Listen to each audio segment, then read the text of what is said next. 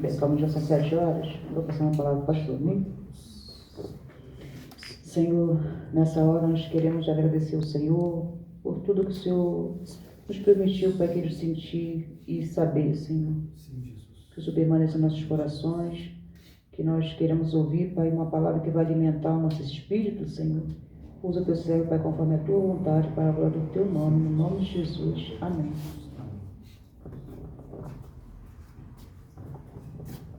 Amém, irmãos.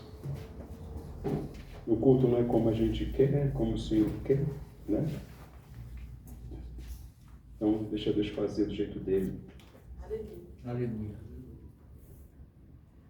Nós, ao longo de toda a semana, temos falado da importância da oração. E eu lembro que foi na segunda-feira, o Senhor nos mandou colocar a igreja em oração. Porque há um conluio infernal para que vocês, para que nós, para que a igreja, ela não avance. Vocês, por certo, vocês não sabem da vida um do outro, mas eu, como pastor, eu conheço um pouco da vida de cada um de vocês, no que tange a vida espiritual, algo o diabo tem feito, está fazendo.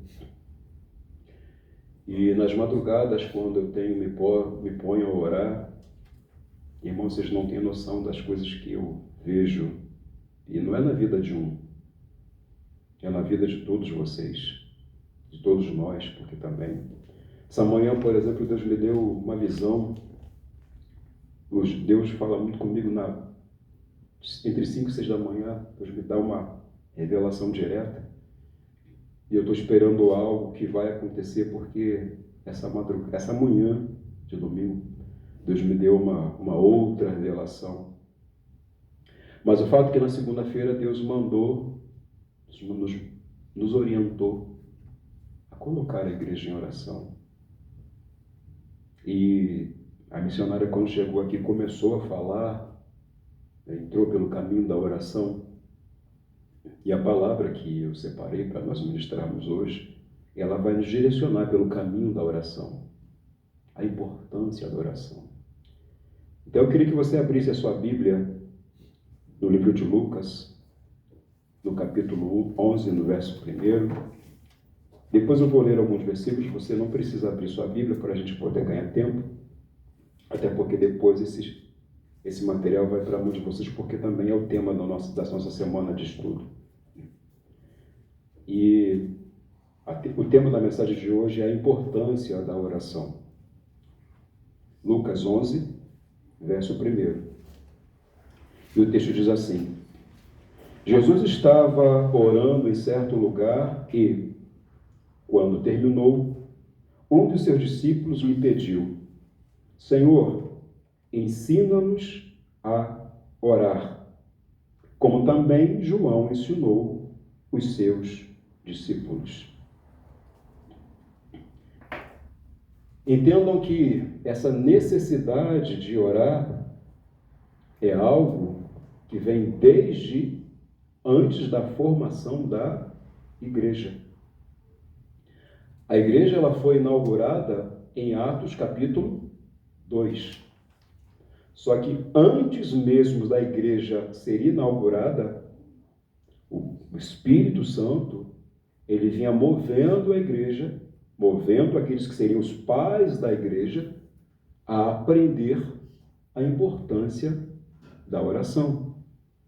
É muito triste, não é uma coisa da escolha, é da igreja de uma forma geral, como muitas pessoas, elas dizem-se cristãs, mas não gostam de orar.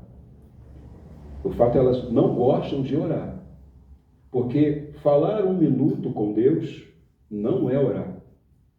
Orar é você gastar tempo para tratar com o Senhor.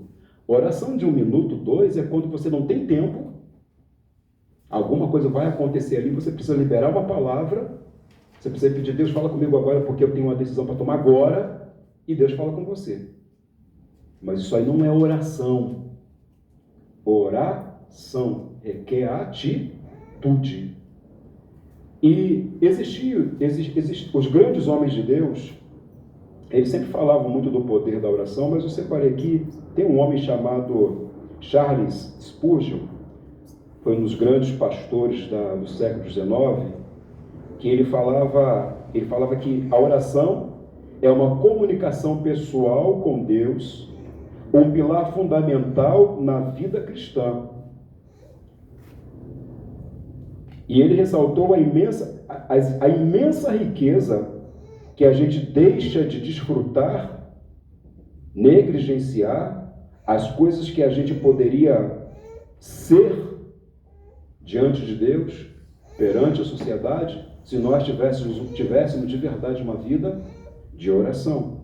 Charles Spurgeon falando isso. Ninguém de nós pode saber como somos pobres em comparação com o que poderíamos ser se vivêssemos habitualmente mais perto de Deus em oração.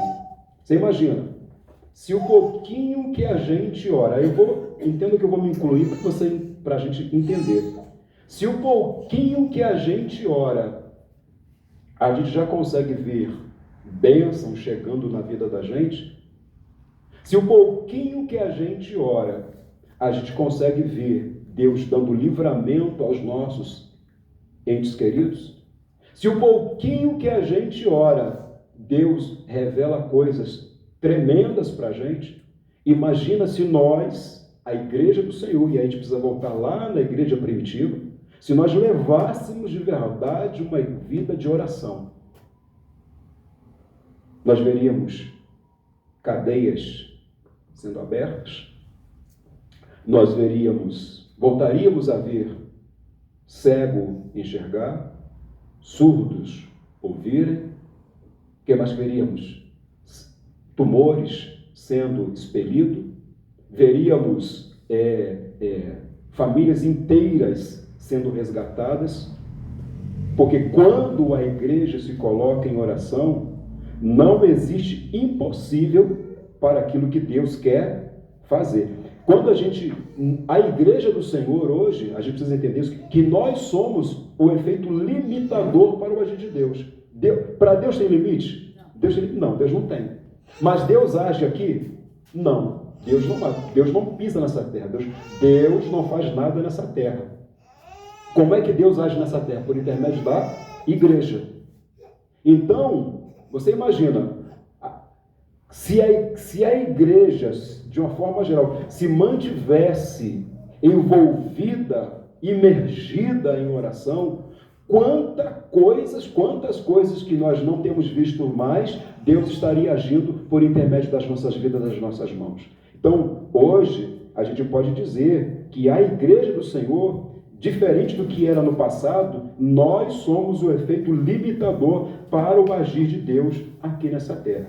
Então, vamos pegar alguns ensinamentos aqui para a gente entender, para ter a nossa mente aberta, o nosso coração aberto, e vamos tratar isso ao longo da semana, para que a gente entenda como que o efeito que as nossas orações fazem no mundo espiritual. Primeira coisa que a gente vai entender hoje é que a oração move o céu.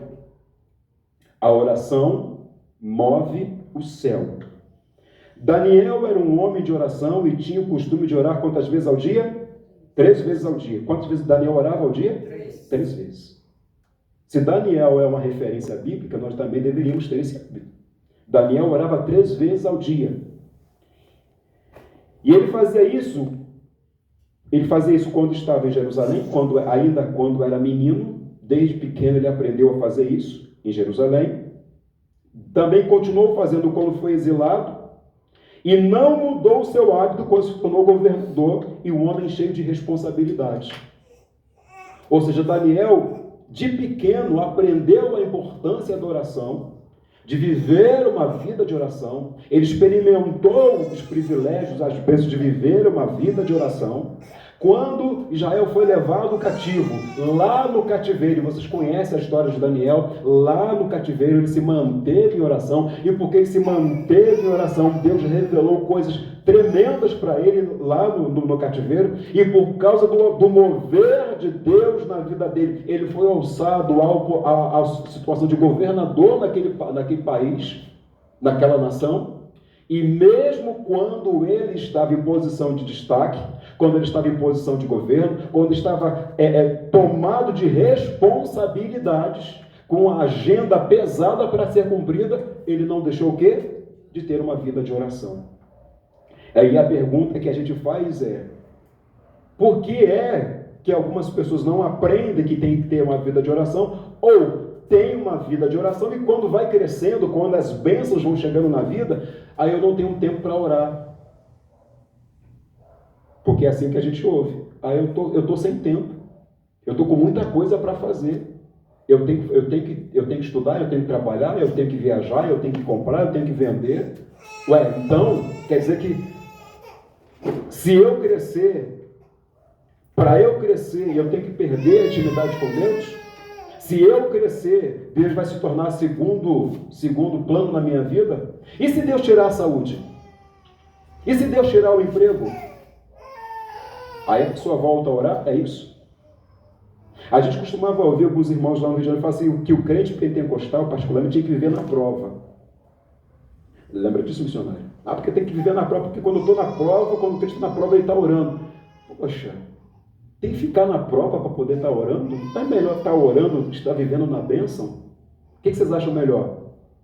Está na bênção ou está na prova? Porque na bênção ela até com mais alegria. Ora, até com mais alegria. Mas tem gente que, se for abençoado, ele esquece quem levou ele àquela situação. Então hoje o Espírito Santo fala para mim, para você hoje, que à medida que nós crescemos, à medida que nós avançamos, à medida que nós tomamos posições de privilégio nessa vida, mais ainda nós precisamos orar.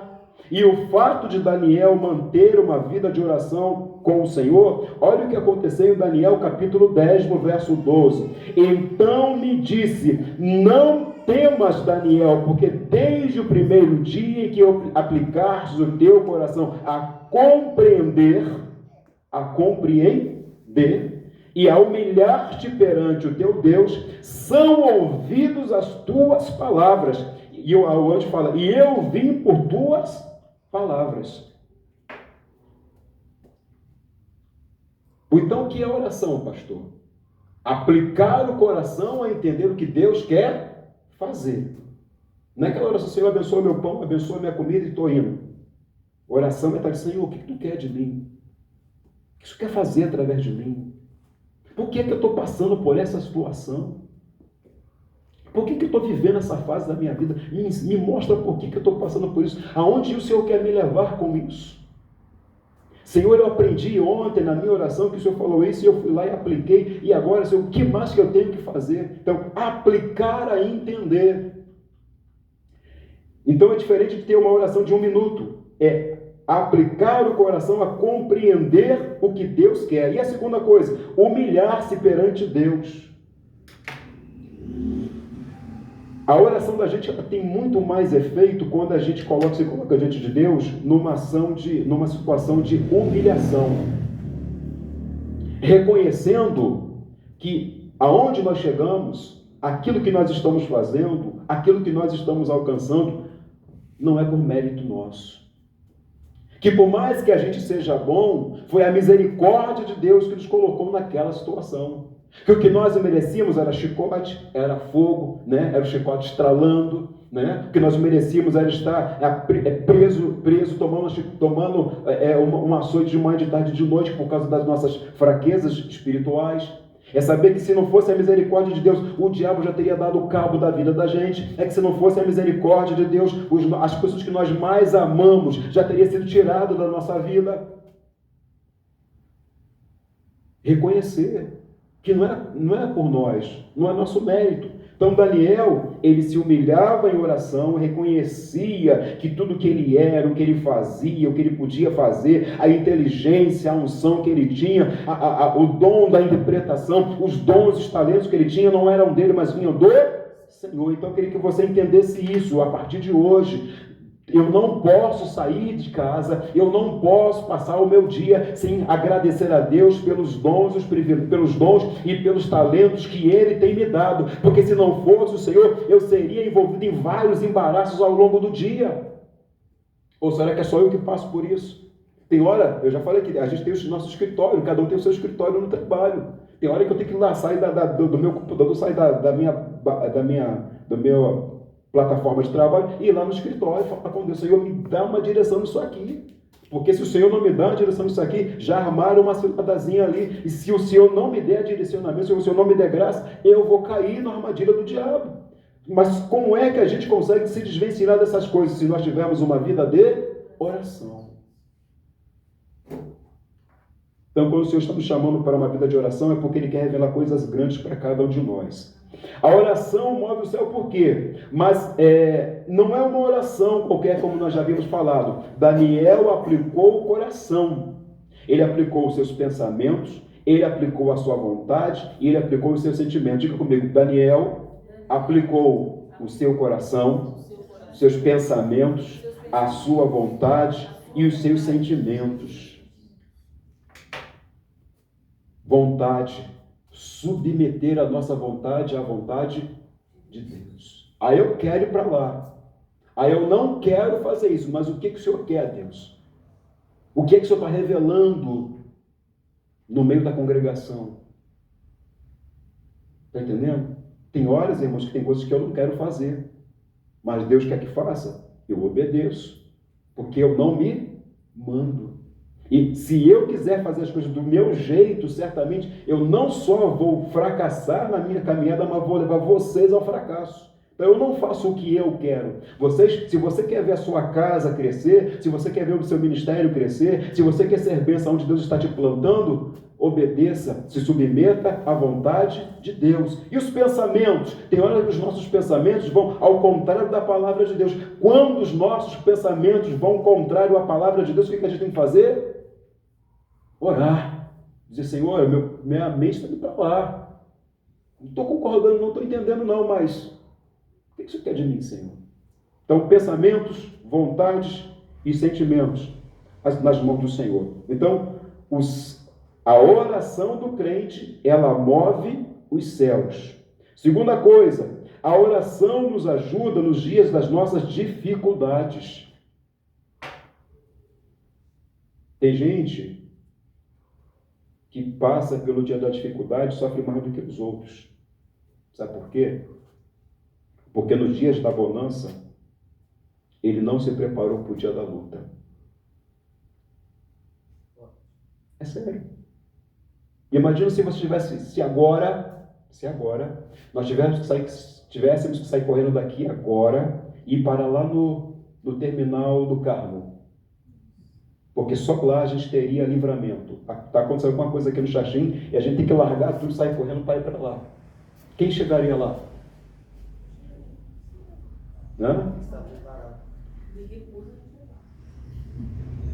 Por que eu estou falando isso? Porque tem horas na vida que nós somos submetidos a certas provações que somente se você vive se preparando um pouquinho cada dia, você consegue cumprir aquela meta. E é questão de vida ou de morte. Eu conheço muita gente, conheço muita gente que ele sabe aonde Deus quer que ele chegue, ela sabe onde Deus quer que ela chegue, mas ele não quer fazer o seu sacrifício. E o sacrifício para vencer o dia da adversidade começa nos dias da bonança. É ali, conhecendo Deus, ouvindo a voz de Deus, sabendo como Deus age, se conhecendo. Tem crente que não se conhece. Eu não faria isso. Será que tu não faria? A gente precisa se conhecer no mundo espiritual. Então, se preparar no dia da dificuldade. Se você quer vencer nas dificuldades, você precisa olhar para um camarada aqui na Bíblia chamado Neemias.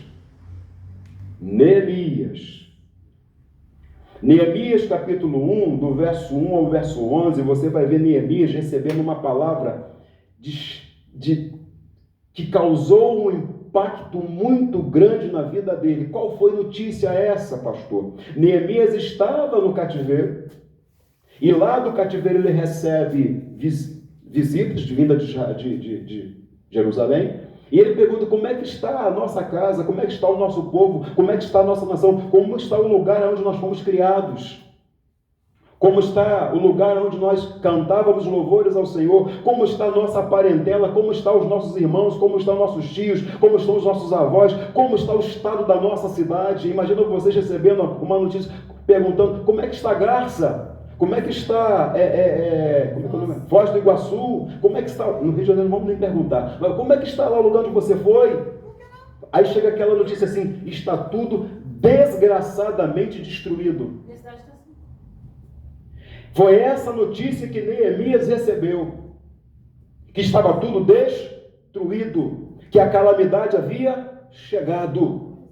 E a palavra diz que Neemias chorou aos pés do Senhor. Neemias estava chorando e orando ao Senhor, pedindo a Deus direcionamento. Porque só que Neemias ele já tinha uma vida de oração com Deus. Então, quando aquela palavra, quando aquela notícia bateu no coração dele, a sua alma foi abatida, porque todo mundo que recebe palavras de derrota, todo mundo que recebe notícias ruins, o coração gela, a pena treme, a gente fica triste, a gente se abate, sim ou não? A gente passa por esse momento, só que Neemias, ele tomou uma posição diferente no passar dos dias.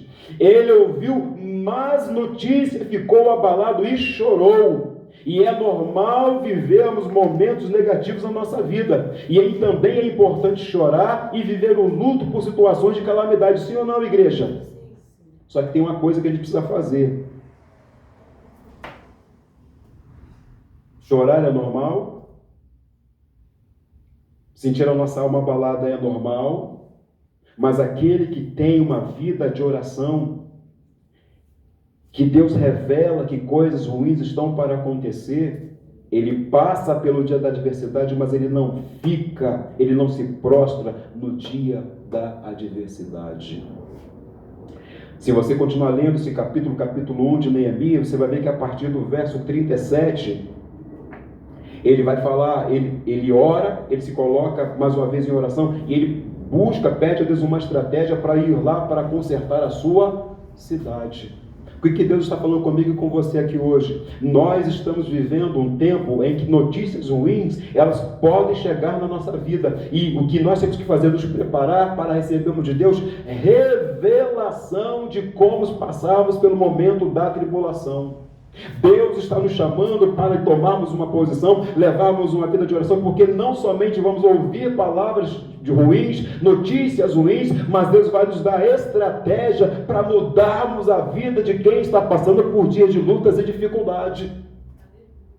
Eles estavam lá numa terra arrasada, mas Deus levanta Neemias porque era um homem de oração para ir lá, para restaurar aquela terra. O que eu estou dizendo para mim, para você aqui nesta noite, Deus está dizendo para a igreja escolha, entra em oração, porque eu vou usar vocês para restaurar terras caóticas.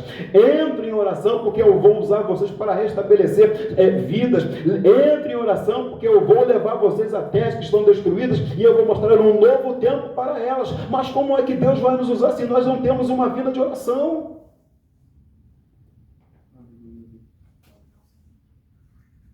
Como é que Deus vai nos usar para a nossa parentela? Como é que Deus vai nos usar para esse bairro? Como é que Deus vai nos usar para essa cidade? Como é que Deus vai nos usar para mover, para fazer o impossível, para fazer coisas grandes, se nós não levarmos uma vida de oração? O que vai acontecer quando as notícias chegarem, as notícias ruins chegarem, quando aquelas coisas que a gente não queria que acontecesse, a gente vai ficar abatido. Por quê, Senhor? E detalhe, gente, chorar é normal? É normal. Entrar em luta é normal? É. Mas guarde uma coisa. Tempo de choro, tempo de luto, tem tempo certo. Você não pode aceitar a destruição e ficar acomodado, não deixar que o tempo passe. E ficar ali, se remoendo, sofrendo, se lastimando pela notícia ruim que vai chegar, ou pela notícia que chegou. Deus fala para mim e para você aqui hoje, se prepara, porque eu quero te usar para restaurar vidas. Se levanta, se coloque em oração, porque eu quero te usar para restabelecer novos tempos. Se coloque em oração, se levanta, porque eu quero te usar para restabelecer cidades, para restaurar famílias, para restaurar propósitos na face da terra. Eu posso ouvir um amém para isso? Amém. Aleluias. Mas a gente precisa buscar a Deus com uma atitude. E qual é a atitude que nós temos que tomar hoje? O que é que o Espírito Santo está exigindo de nós, igreja, escolha? Atitude de oração. Gastar tempo aos pés do Senhor. Tem gente que tem quase 2 meses que não vem à igreja. Você pergunta, você quer? Não, tá bem, eu estou indo. Mas toda semana tem um problema.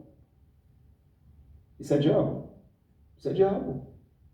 Essa luta é normal? Não é normal. Mas como é que isso vai ser quebrado? Com a igreja em oração. Eu ouvia em algum tempo atrás que a igreja é o único exército que deixa seus soldados para trás. Nós não seremos assim. Nós não seremos assim. A cada um que cai, a cada um que se abate, e é normal na peleja as pessoas se ferirem, nós não vamos nos contentar com que a pessoa ficou para trás. Nós vamos buscar aqueles que Deus quer salvar. Eu posso ouvir um amém? Amém. Mas eu não me atrevo a enfrentar Satanás sem estar com a minha vida no altar. Eu não me atrevo a entrar em oração por alguém se eu não tiver uma vida de oração. Eu não me atrevo. Porque, como você disse, ele tem poder. Se eu for encará-lo com a cara e com a coragem, eu vou tomar uma rajada, vou perder o rumo e vou passar vergonha perante as pessoas. Mas por quê? O que Deus quer de mim e de você? Que nós tenhamos uma vida de oração. Deus pode contar com você? Aleluia. Porque quando a gente ora, guarde isso. Quando a igreja ora, Deus se coloca de pé para ouvir. Quando a coisa fica feia e quando não há mais solução humana perante a gente, ou quando a porta estiver fechada na vida da gente, nós devemos o quê? Clamar a Deus. E Deus ouve a oração e faz milagres na vida daqueles que confiam nele. Um outro camarada que a igreja precisa observar, e vocês vão estudar ao longo da semana, tá? É o rei Ezequias. Lá no livro 2 Reis, capítulo 9, capítulo 19, vocês vão ver Senaqueribe se levantando e vindo afrontar a nação de Israel. E dizer que vai acabar, vai devastar com a nação de Israel. E o rei Ezequias, sabe o que ele faz? Ele vai para dentro do templo, ele vai para lá orar ao Senhor e manda a carta para o profeta Isaías. E Isaías manda para ele uma resposta: porque você entrou em oração, porque você foi buscar a minha face. Eu estou aqui resumindo, eu falo para você que aquele rei, aquele exército não vai devastar a sua cidade. Pelo mesmo caminho que ele vier contra você, por esse mesmo caminho eu vou botá-lo para correr. Ezequias não teve nem que lutar, não teve que levantar uma arma. E às vezes a gente acha que com a força do nosso braço a gente vai resolver. Sim, tem coisa que a gente vai resolver com a força do nosso braço. Mas quando o tempo fecha, quando as portas se fecham, quando os recursos se acabam, quando a luta que vem lá longe contra a gente é maior do que as nossas capacidades, o que é que a igreja tem que fazer? O que é que o homem de Deus tem que fazer? O que é que a mulher de Deus tem que fazer? Estar em oração. Mas só vai para o joelho, só vai para a oração, só vai ter esse direcionamento quem pratica, quem conhece Deus e quem gosta de oração. Qual é a diferença de Ezequias? Ele gostava de oração. Ezequias foi um governante que fez a diferença. Depois de Davi, ele foi o segundo melhor governador que Israel já viu, porque ele gostava de oração. Ele gostava de estar aos pés do Senhor. Quando o homem gosta de oração, quando a mulher gosta de oração, a casa dele vai bem, a casa dela vai bem, os negócios vão bem, tudo começa a caminhar para o bem. Porque quando a gente ora, a gente move a mão de Deus. Agora, o contrário de quem não ora o contrário de quem não ora está sempre se lamentando, cabisbaixo, não sabe o que está para acontecer, e quando acontece não sabe o que fazer, não tem unção.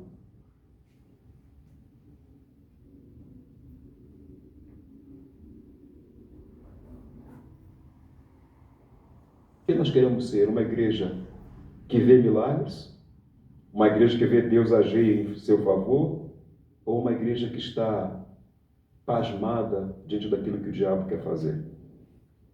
Quem somos nós? O que nós queremos para a nossa vida? O que nós queremos para a nossa casa, para a nossa família? Os dias das dificuldades virão à igreja. Mas se nós tivermos uma vida de oração, Deus vai agir em nosso favor. Amém?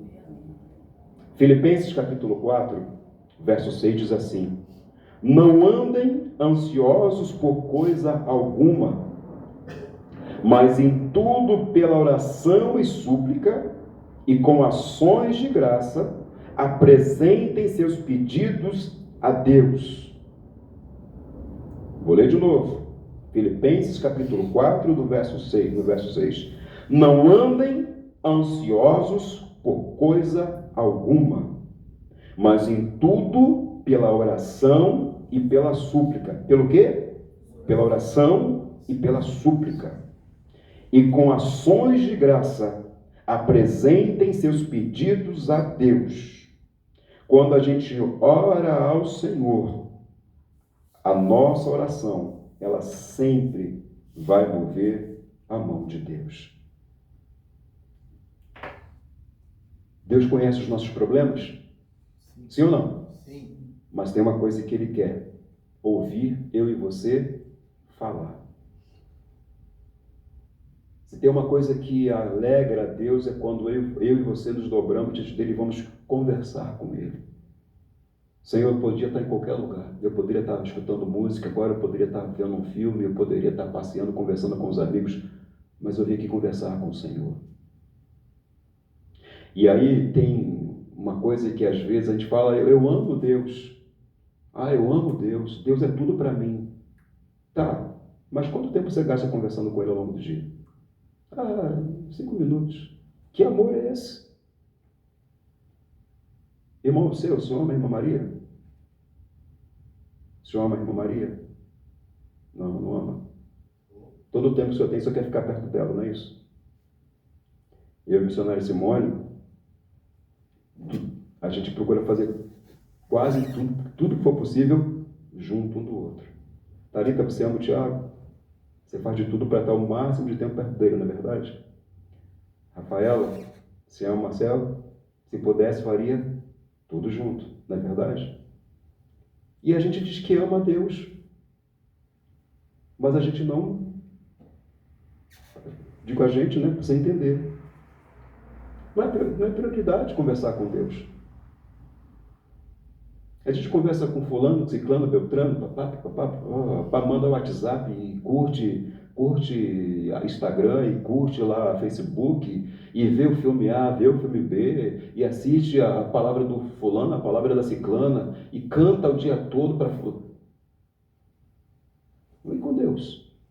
Quanto tempo a gente gasta aos pés do Senhor? Então, e como é que eu vou saber o que Deus tem para comigo, o que Deus tem para com a minha casa, o que Deus tem para com o meu negócio, o que Deus tem para a minha vida espiritual, o que Deus tem para o meu ministério, se eu não gasto tempo com Ele? Eu amo. Que amor é esse? Que não quer conversar com a pessoa que diz que ama? Que amor é esse? Que qualquer coisa é mais importante do que estar do lado dessa pessoa que a gente ama. Quando a gente ama, a gente faz um esforço danado. Quando a gente ama, nada é mais prioridade do que aquilo ou aquela pessoa que nós amamos. Sim ou não? Quando a gente ama, a gente não olha para a dificuldade. Quando a gente ama, a gente prima por estar com aquilo. Quando a gente ama, a gente não vê gasto. Fulano quer alguma coisa, é caro. É caro para você. Para mim, não. Eu amo fulano, eu vou fazer o meu melhor por ele. Vou fazer o meu melhor por ela. É assim ou não é? Por que para Deus a gente não dá o nosso melhor? Como é que a gente diz que ama o Senhor se Ele não é prioridade no nosso relacionamento? Deus espera de nós que nós tenhamos uma vida de comunhão com Ele. Gastemos tempo com Ele. Pastor, eu já gasto um tempo. Será que é suficiente? Pastor André, o que você tem gasto de tempo com Deus é suficiente? Cada um de nós temos que fazer a nossa avaliação. Porque o tempo que eu gasto com Deus, o que eu ouço da parte de Deus, o que eu aprendo da parte de Deus, vai fazer com que a minha oração seja uma oração eficaz. Porque quando eu sei, eu tenho um relacionamento com o Senhor, eu sei o que Deus está esperando que eu faça. E olha lá, porque como é que eu faço para ter uma vida de oração eficaz? Tudo que eu vou fazer, eu preciso fazer no nome de Jesus. A minha oração tem que estar baseada naquilo que Jesus quer que seja feito. No livro de João, no capítulo 16, no verso 23 e 24, está escrito assim: naquele dia, vocês não perguntarão nada, porque já está revelado. Naquele dia vocês não perguntarão nada. Em verdade lhes digo, se pedires ao Pai alguma coisa no meu nome, porque sabe o que eu quero fazer, se pedir ao Pai alguma coisa em meu nome, Ele lhes concederá. E até agora vocês não pediram nada em meu nome. Peçam e receberão, para que a alegria de vocês seja completa. Deus quer que tenhamos uma vida de oração e a nossa alegria seja completa. Deus quer que sejamos uma igreja vitoriosa. Mas como é que vamos ter uma vida vitoriosa se nós tivermos um relacionamento íntimo, profundo com o Senhor? E como é que se tem um relacionamento íntimo e profundo com o Senhor? Através da oração. Outra coisa, eu preciso saber o que Deus quer, orar. Senhor, Jesus colocou isso no meu coração e no nome do Senhor eu estou orando. E depois, ter fé. Marcos capítulo 11, verso 24, diz assim: por isso digo a vocês que tudo que pedis em oração, pedis aonde? Em oração. Tem que estar no pé do Senhor, tem que estar falando com o Senhor. Creiam que já o receberam, e assim vos será feito. Já é seu. Mas quem é que vai viver isso? Quem tem uma vida de oração. Depois, Tiago capítulo 1, versos 5 ao 8. Se, porém, alguém de vocês necessita de sabedoria ou de alguma outra coisa, peça a Deus, que a todos dá com generosidade e sem reprovações, e ela lhe será concedida.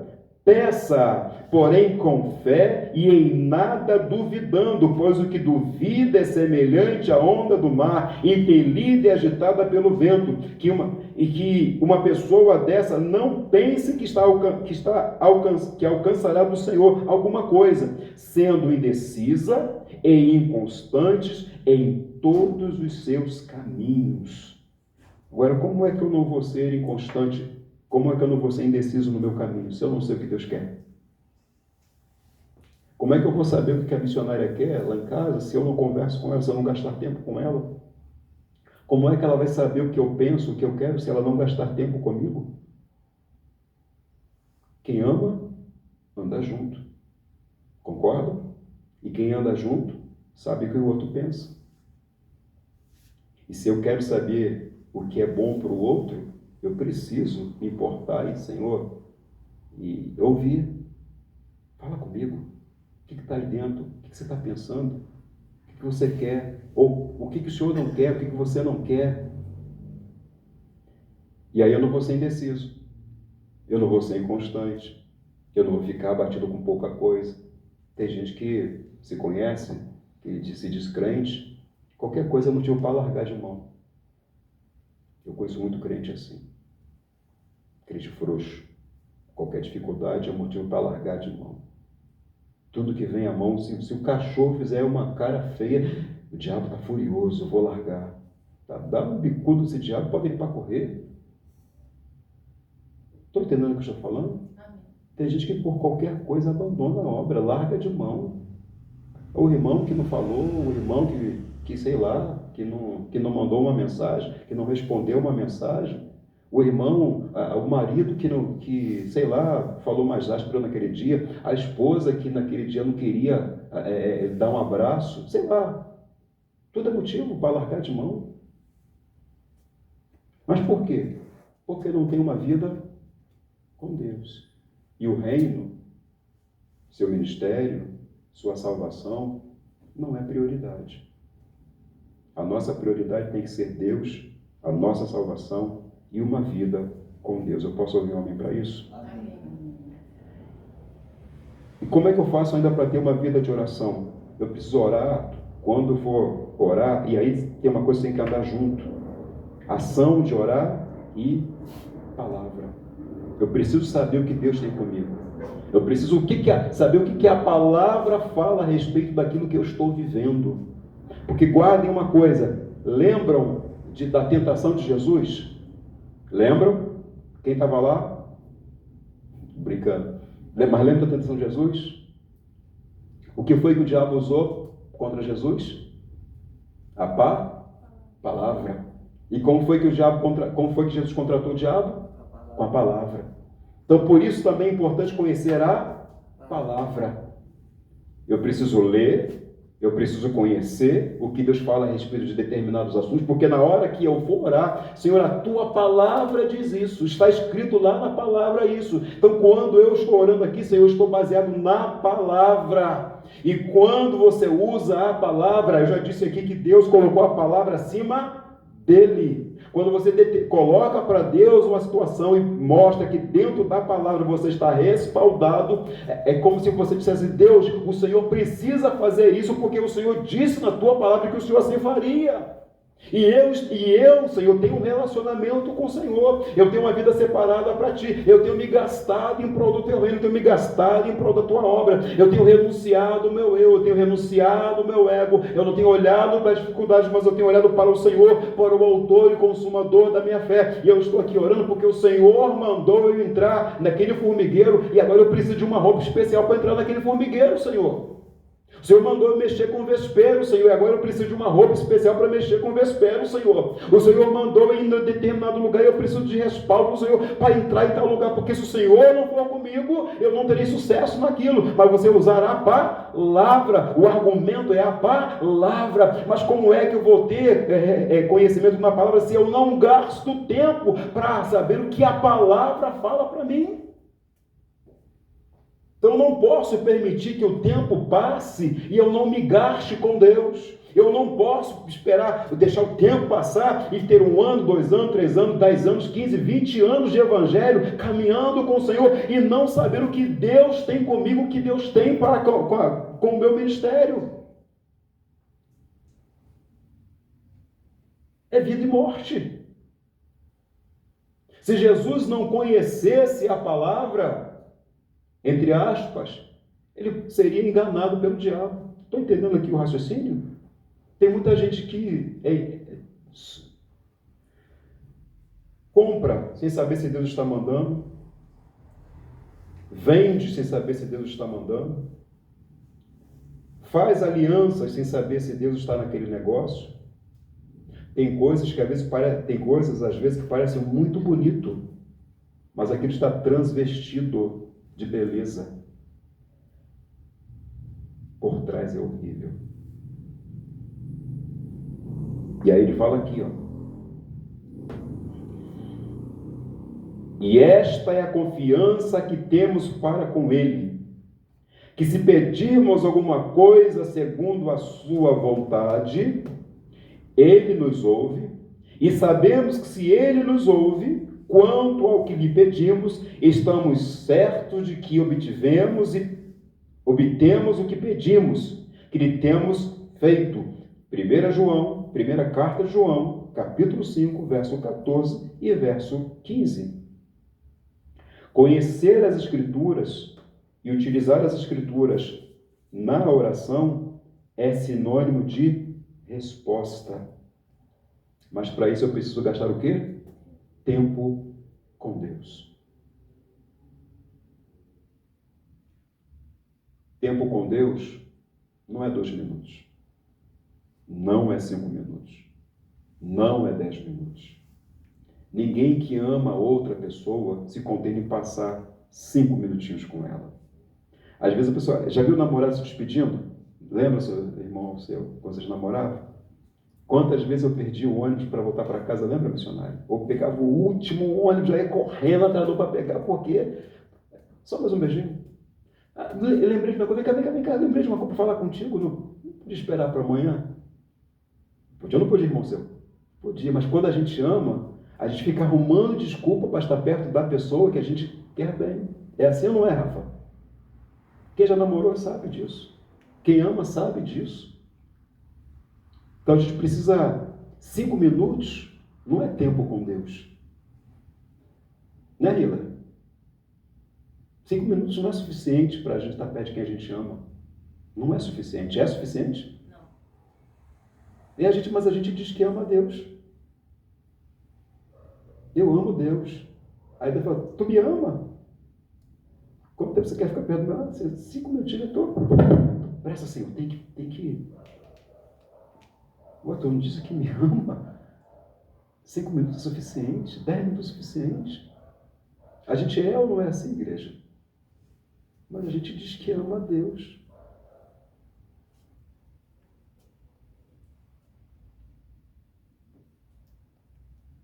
A partir de hoje não vai ser mais assim, amém? Amém. E aí, para a gente encerrar essa palavra, tem algumas coisas que são empecilho para que a nossa oração ela seja ouvida, para que o mover de Deus aconteça na vida da gente.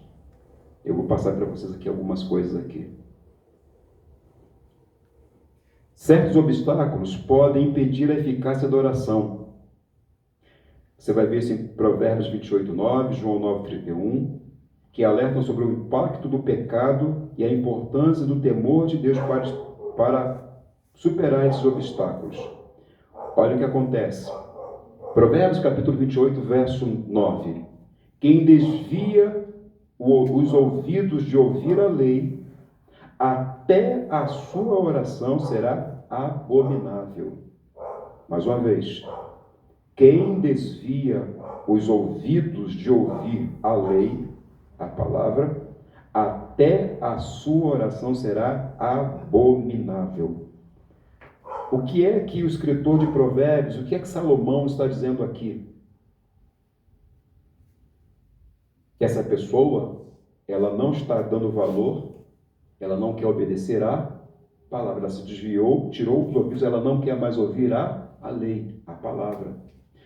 E quando essa pessoa vai orar a Deus, Deus fala assim, eu não vou te ouvir. Porque você não tem compromisso comigo. A minha palavra ela não é importante para você. As coisas que o homem natural fala, as coisas que o mundo viu para você é mais importante do que a minha palavra. E aí eu quero comparar isso com alguém aqui que já conversou com alguém que tem os dentes podres na boca. O que uma pessoa que tem os dentes podres na boca ela tem? Mau hálito. Alguém gosta de conversar com quem tem mau hálito? Você consegue conversar perto com alguém que tem mau hálito? O que o estômago faz? Fica enojado, não é verdade? Quando o homem não quer, é isso que o escritor de Provérbios está dizendo. Se eu não tenho compromisso com a palavra, se eu não quero gastar tempo, se eu não quero obedecer a palavra, quando eu falo com Deus, Deus sente nojo do que eu estou falando, porque eu estou sujo por dentro. Eu estou contaminado por dentro. Então, se eu quero ter uma vida de oração, se eu quero que a minha oração agrade ao Senhor, a primeira coisa que eu tenho que fazer é o quê? Atentar para a palavra. Viver a palavra. Parar de dizer assim, tal coisa não tem importância. Já viu aquela pessoa que acorda pela manhã não escova o dente? Ela lancha não escova o dente? Ela almoça não escova o dente? Ela toma o lanche da tarde não escova o dente? Quando chega a noite, como está essa boca dessa pessoa? Cheirosinha, não é verdade?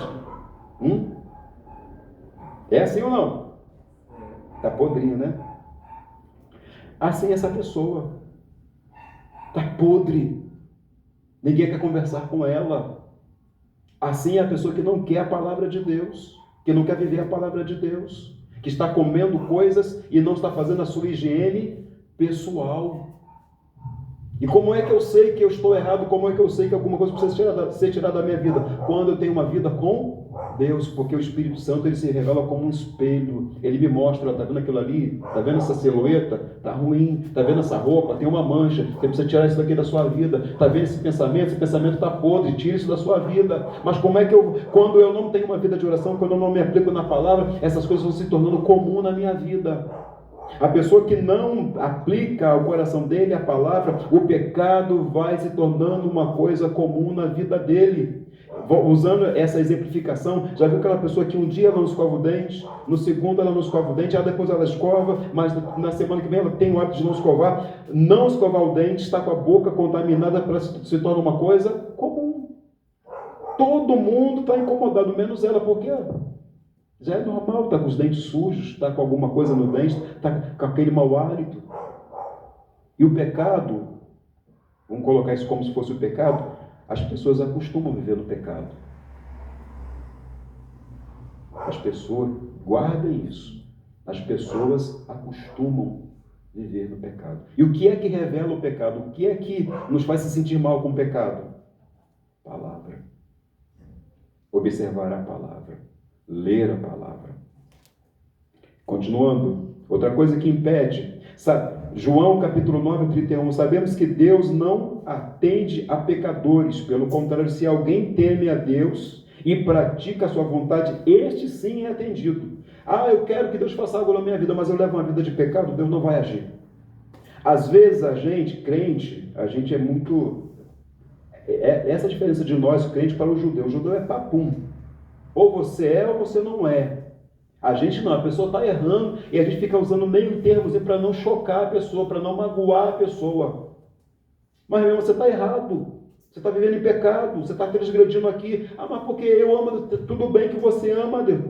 Primeiro que não ama. Se amasse, não se entregaria ao pecado. Mas supomos que a pessoa até ame, ela foi envolvida por um pecado e ela está vivendo aquela situação. Mas se ela não quer sair daquela situação, Deus não vai ouvir a sua oração. Deus não ouve pecadores. Qual é a aplicação dessa palavra? A pessoa que quer viver uma vida de pecado.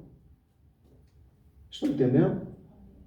E como é que eu não vou viver uma vida de pecado? Se eu me aproximar de Deus. Porque se eu levo uma vida de oração, logo eu não tenho tempo de pecar. Se eu tenho uma vida de oração, a oração vai revelar a minha real condição diante do Senhor. Se eu levo uma vida de oração, Satanás não tem domínio sobre a minha vida. E é por isso que o diabo não quer que a igreja ore. Porque quando a gente não ora, quando a gente não é revelado, a gente se acostuma a viver com o pecado. Pecado grande. Crente bebe. Crente fuma. Crente rouba, crente se prostitui, não são essas coisas que vai tirar o crente da presença do Senhor. E o diabo não está preocupado com isso. O diabo não quer levar você a se prostituir, o diabo não quer levar você a beber, o diabo não quer levar você a fumar. O que o diabo quer da gente? O que vocês acham que são os pecados que o diabo está impondo na gente? Magoazinha no coração. O que é mais, missionário? Desobediência, não obedecer à palavra, não valorizar o reino, as mentirinhas, fazer a obra de Deus se sobrar tempo, não atentar para o chamado, não deixar ser usado por Deus para salvar uma nova alma. São essas coisinhas. Não é se prostituir, não é fumar, não é beber, não é cheirar. Crente não faz essas coisas. Crente não vai para balada, crente não vai para bordel, crente não vai para onde? Para prostíbulo. Crente não anda nu. Essas coisas não tiram o crente da presença do Senhor. Sensualidade tira? Tira. Está aí, é uma. Mas como é que eu vou me abster dessas coisas? Como é que eu vou queimar a minha carne? Se eu tiver uma vida de oração. Por isso o diabo não quer que nós tenhamos uma vida de oração. E Deus está dizendo, escolha, leve uma vida de oração. Porque quando nós levarmos uma vida de oração, Deus vai poder nos usar com mais eficácia. E aí ele diz assim, João 1,9. Se confessarmos os nossos pecados, Ele é fiel e justo para nos perdoar os pecados e nos purificar de toda a injustiça. Então, para que a nossa oração seja ouvida, a gente precisa o quê? Se libertar dos pecados. Além disso, a falta de perdão e as diferenças conjugais podem ser barreiras à oração. Marcos capítulo 11, 25 e 26. E quando estiverem orando, se tiverem alguma coisa contra alguém, perdoem perdoem, para que o Pai de vocês que está nos céus perdoe as ofensas de vocês. Mas se você não perdoarem, também o Pai de vocês que está nos céus não perdoará as vossas ofensas. Marcos 11, 25, 26. Briguinhas, rixazinhas, dormir com um beicinho, contenda dentro de casa, inimizade. Essas coisas nos impedem de ter vida, ter comunhão com o Senhor e impede as nossas orações. O que mais? 11, aí diretamente para os maridos. 1 Pedro capítulo 3, verso 7. Maridos, vocês igualmente vivam uma vida comum no lar, com discernimento, dando honra à esposa, por ser a parte mais frágil, e por ser coerdeira da mesma graça e da vida. Agindo assim, as orações de vocês não será interrompida. Nós, homens de Deus, leva essa palavra lá para o abençoado. Se nós, homens de Deus, queremos que as nossas orações sejam ouvidas pelo Senhor, precisamos andar em comum acordo, em conformidade, em comunhão com as nossas esposas. Não adianta bater pé, eu sou machão, eu faço e aconteço, e você não manda nada, eu que quero. Não é assim. A palavra é muito clara quanto a isso. Nós, homens de Deus, que temos o sacerdócio sobre os nossos ombros, nós precisamos sempre observando a palavra, porque é a palavra que manda andar em comunhão com as nossas esposas. Amém, irmãos? E assim, o Espírito Santo vai falando comigo e com você, falando com a gente. Se nós queremos ver o agir de Deus, se nós queremos ver milagres acontecendo, se nós queremos ver a obra sendo ampliada na nossa vida, na nossa casa e o nosso ministério individual crescendo, a gente precisa ouvir a orientação do Espírito Santo e continuarmos no propósito de oração com Deus. Eu louvo ao Senhor porque a massa da igreja tem ouvido o chamado do Espírito Santo, tem atentado. Alguns têm conseguido orar mais, outros têm conseguido orar menos, né? Eu converso com quase todos, né? Mas a gente precisa fechar esse propósito. Deus tem coisa grande para fazer. Nós vamos encerrar agora um propósito anual. Deus está trabalhando para nos dar o propósito do próximo ano. E eu sei que Deus quer revelar coisas grandes a nós. Mas para que Deus possa fazer coisas grandes em nosso meio, a igreja escolha. Ela precisa entender que a oração é a chave da nossa vitória.